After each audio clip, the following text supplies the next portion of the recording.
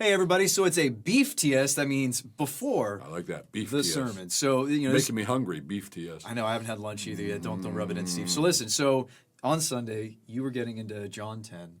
So that's Jesus as the Good Shepherd. And I think there might have been some other metaphors you touched. Well, One other. well, we read it, but we didn't get into it. Oh, okay. So I think all of us always want to know on these videos what's coming up. Give us that secret sauce. What's the sneak peek of where you're headed next for next Sunday? So if I tell you, you promise you'll still come next Sunday, or we'd be like, oh, I already know what's coming. I'll be there. All right, so Lord willing, we'll be back in John chapter 10, and it'll be more of Jesus as the Good Shepherd. And I really like what's coming. There's great stuff coming. But we also have that second metaphor, Jesus as the door.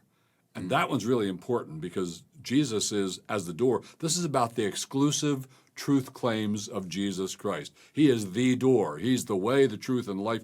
No man comes to the Father but by him. The apostles preached Jesus as the door when they said, there is no other name given under heaven among men by which we must be saved. It's only through the name of Jesus. So there's not another way of being saved if you're in another religion, but you have a heart that's true for God. No. It's only if you have... Or you're nice. Yeah, like that. Yeah.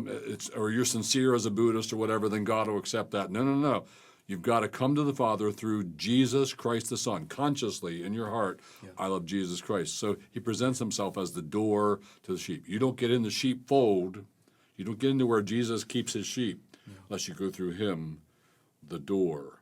Now, there's an interesting thing about this, too. When we get to the door, I doubt if I'll mention this in the sermon. But we're getting the secret sauce right back now. in the days of the Reformation, when Catholics and Protestants were battling, one of the battles was over what happens at communion. And the Catholics said it actually becomes, there's transubstantiation. The bread and the cup actually become the body and the blood. They're transformed miraculously because you have to take it literally. This is my body, this is my blood. And one of the responses Protestants gave was do you mean Jesus is a door? We have to take it literally? Does he have like wood parts and a knob and all that on it? So they used that passage to defend no transubstantiation. You don't have to take everything literally. Right. Jesus' door Jesus is spoke in parables. It's a metaphor. That's Exactly. right. Parables, metaphors.